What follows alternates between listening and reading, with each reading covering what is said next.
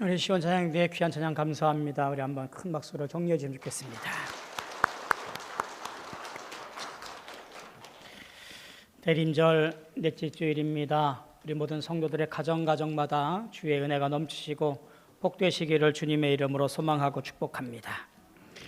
더욱이 3일이 지나면 우리가 기다리던 성탄일입니다. 예수님이 이 땅에 몸으로 오신 사건을 기념하는 날이지요.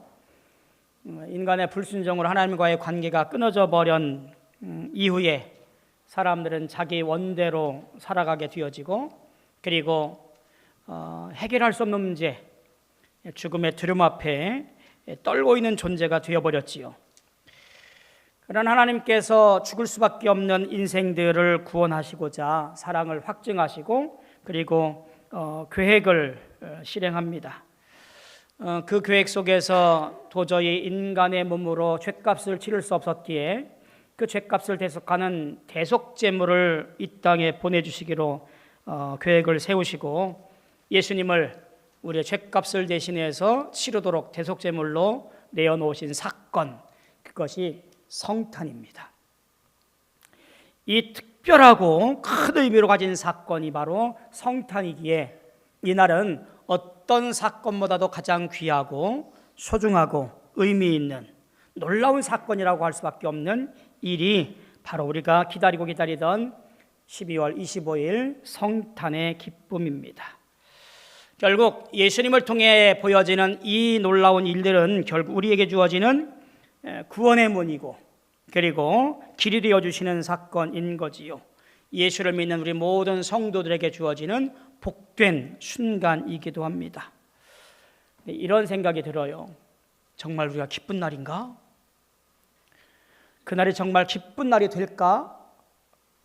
왜냐하면 지금 얘기 들어보면 다들 힘들기 때문에 그래요. 어느 누구 하나 잘 될 것 같아요. 희망이 있어요. 빛이 보여요. 이렇게 진단하거나 이기는 사람이 없기 때문에 올 한 해, 올 성탄절은 더더욱 암울하고 어려운 때인 것 같습니다. 여느 때 같으면 밖에 크리스마스 트리든지 성탄 캐롤이든지 이게 흔하게 될 것 같은데 올해는 더더욱 암울해 보이는 날인 것 같습니다. 대통령 탄핵 가결돼서 혼란스럽고요. 대외 신인도는 좋지 않고요. 그리고 환율은 높아져서 수출하시는 기업들은 어려움을 겪고 있고요. 우리나라 경제는 침체되어 있어서 언제 회복될지 모르겠고요. 가게마다 공실이 늘어나고 있고요. 참 어려운 때를 보내고 있어요. 이것이 무슨 기쁜 날일까?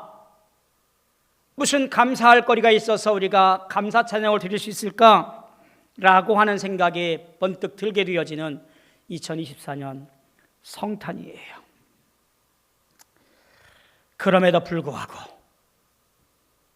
우리의 육적인 것들은 우리를 힘들게 하나, 그러나 영적인 것들은 기쁘고 감사한 구원받는 날이기에 우리는 찬송과 기쁨으로 노래해야 하는 날이 성탄일입니다.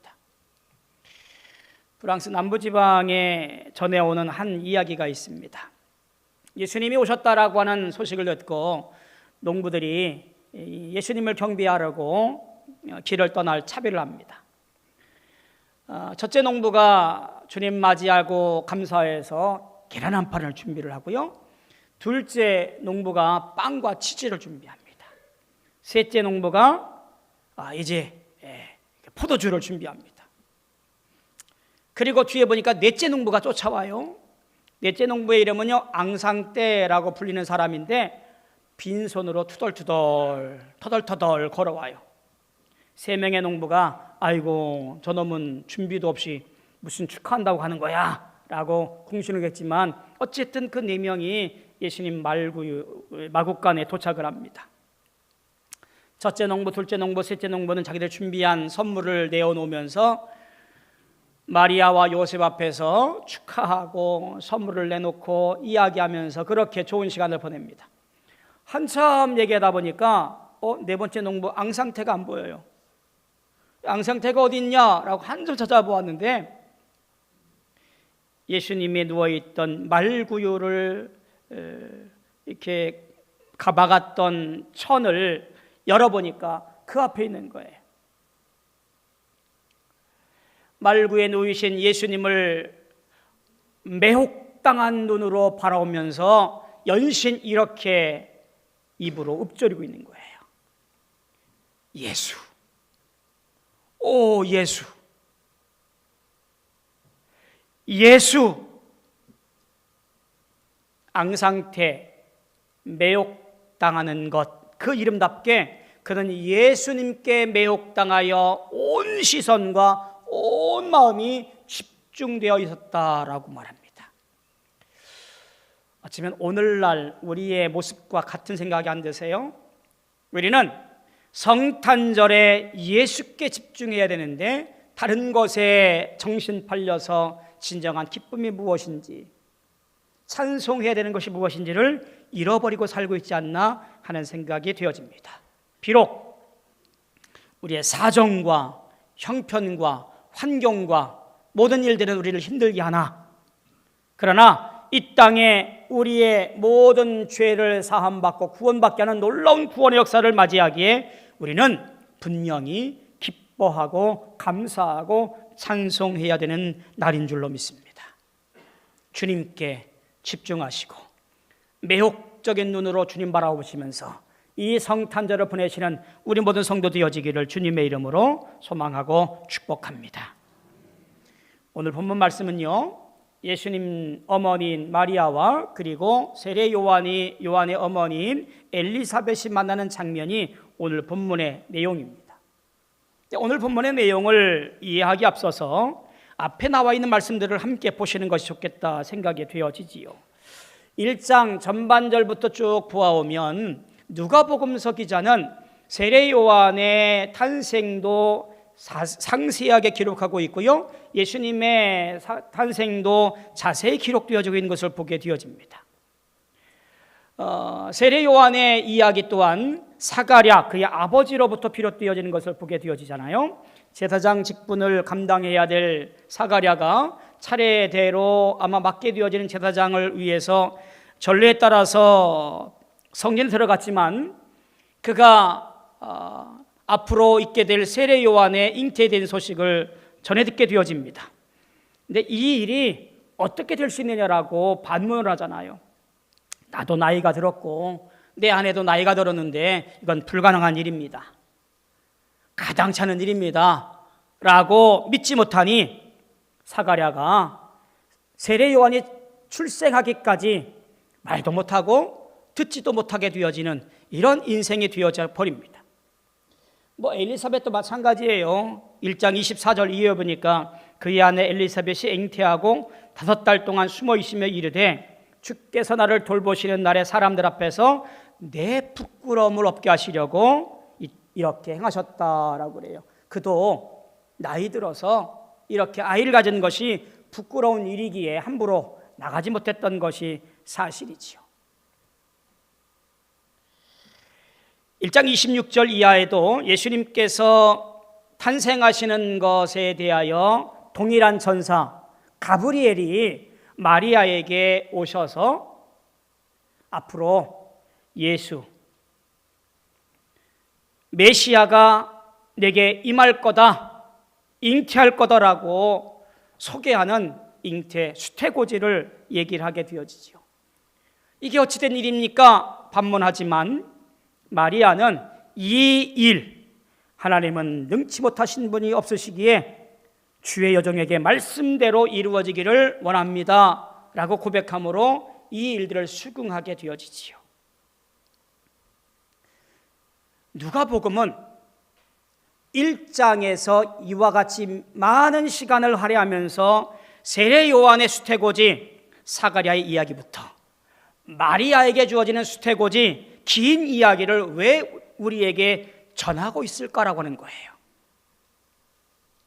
그것은 바로 하나님께서 이 모든 일에 주권적으로 일하시고 계심을 말하고 있는 거예요. 하나님의 구원 계획이 하나님의 선하신 뜻과 인도하심으로 계획되어지고 섭리하시고 이끌어지고 있는 사건이라고 하는 이야기예요. 그저 기적 같은 일, 야, 어떻게 이런 일이 있을 수 있어? 이걸 지금 믿으라고 하는 거야? 뭐 이런 의심스러운 이야기가 아니라 하나님께서 죄로 말미암아 죽을 수밖에 없는 인생들을 살리시고 확정하시고 구원받게 하기 위해서 그들을 일찍부터 생각하셔서 주님을 예배할 자, 세례 요한을 통하여 증거를 보이시고 그 이후에 예수로 말미암아 회개하라 천국이 가까웠느니라 말씀이 증거되어지고 구원받는 사건을 보내주신 놀라운 사건을 처음부터 끝까지 주관하시고 계획하시고 일하시는 하나님의 모습을 보여주는 것이 바로 누가복음 기자의 알려지는 사건이고, 최초 들었을 누가복음 첫 번째 독자들 또한 이 일을 통해서 아하, 하나님께서 이와 같이 놀라운 역사로 일하시고 계시는구나 라고 하는 것을 보게 되어집니다. 오늘 말씀을 가만히 보면요, 마리아가 일어나 빨리 산골로 가서 유대 한 동네에 이르렀다라는 말씀으로 시작을 해요. 가브리엘 천사의 아기 예수의 잉태될 소식을 전해 들었습니다. 이렇게 이루어질 것을 내가 믿습니다. 그렇게 되기 원합니다. 라고 고백한 이후에 오늘 말씀은 의아하게도 마리아가 급히 일어나 빨리 산골로 가게 되어집니다. 그곳이 어디냐면 그의 친족인 엘리사벳이 있는 곳이에요. 주의 말씀이 이루어지길 원했지만 아마도 마리아는 무엇을 하기 원했을까요? 왜 이렇게 급히 일어나 산골로 저 나사렛에서 유대 땅까지 와서 친족 엘리사벳을 찾아갔을까요? 하는 의문이 들어요. 왜 그랬을까? 아이를 가지면 친정 엄마가 생각나고 그래서 어머니 곁에서 이 일들을 처리해 가게 되어질 하는 것이 당연한 건데, 마리아는 엘리사벳을 찾아가서 그곳에서 무려 3개월 동안이나 같이 있게 되어져요. 왜 그랬을까? 왜 그랬을까? 첫 번째는 있을 거예요. 아마 확인하고 싶었을 것 같아요. 왜냐하면 가브리엘이 이 사실을 알려주거든요. 35절에 보니까 천사가 대답하여 이르되 성령이 내게 임하시고 지극히 높으신 이의 능력이 너를 덮으리니 이러므로 나실 바 거룩한 이는 하나님의 아들이라 일컬어지리라. 보라, 내 친족 엘리사벳도 늙어서 아들을 배웠느니라. 본래 임신하지 못한다고 알려진 이가 이미 6달이 되었다. 천사가 야, 가서 한번 증표를 봐봐. 사람들은 불가능하지만 하나님은 가능하거든. 네가 그렇게 믿었지 못하거든 가서 봐봐. 임신하지 못한다는 내 친족 엘리사벳도 아이를 가졌어. 천사의 이 말을 아마도 확인하고 싶었던 것은 아닐까 하는 생각이 먼저 들어요. 급히 가서 산골 엘리사벳의 집에 당도하여 확인하게 되어져요. 또 한 가지는 이런 것이 아닐까, 배려가 아닐까 싶은 생각도 들어요. 나는 그것을 믿음으로 받아들였습니다. 예, 그렇게 될 줄로 내가 믿고 맡깁니다 라고 하지만 그의 가족들은 지금 이 사실을 받아들일 수 있을까? 도저히 받아들일 수 없겠지요. 처녀가 아이를 가져? 그 당시 법에 의하면 저 저작거리에 끌어내어 돌로 쳐 죽일 만한 중형인데 어느 누구도 이해할 수 없고 어느 누구도 받아들일 수 없는 사건.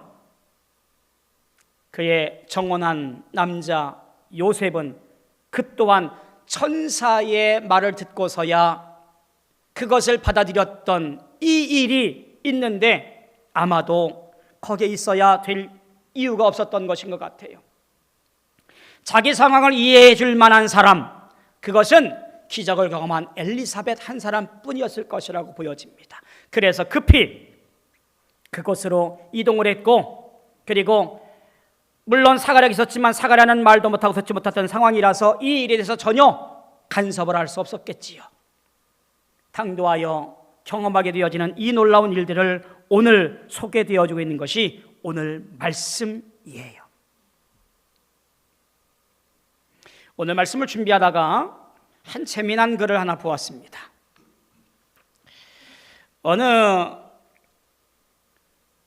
불자의 고백이었는데요, 그가 어렸을 때는 교회를 다녔대요. 초등학교 때까지.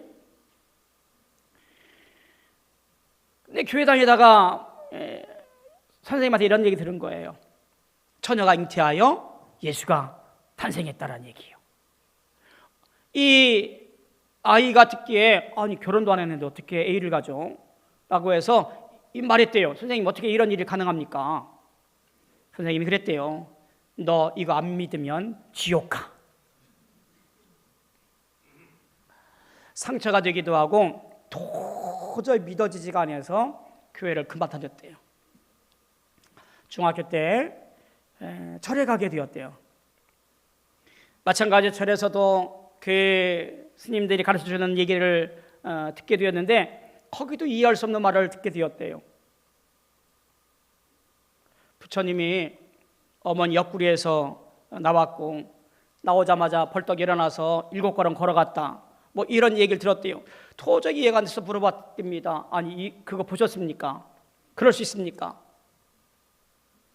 스님이 야 송아지는 낳자마자 걷지 않냐. 그럴 수 있을 것 같다는 생각이 갑자기 든 거예요. 그래서 그 경전에 보니까 부처의 어머니 마야가 그분이 이렇게 서서 나왔답니다. 뭐 그럴 수 있겠다라고 이해가 가더라는 거예요. 저는 그 기사를 쭉 보면서 예수를 믿었으면 더 행복했을 텐데라는 생각을 해보게 되어져요. 이해되어지고 믿을 수 없는 사건, 그게 지금 당사자인 마리아에게도 지금 이것이 어려운 문제예요. 누구도 곁에서 이해할 수 없는 일들, 그에게 위로가 되어지거나 그를 이해해 주거나 할 수 없는 상황, 비록 내가 그렇게 할 것을 내가 알고 받아들이겠습니다 라고 했지만 그 이후에 닥쳐오는 여러 가지 일들은 마리아를 힘들게 하고 있는 거예요. 그래서 급히 엘리사벳을 찾아가게 된 거지요. 근데 놀라운 일을 경험하게 되어져요.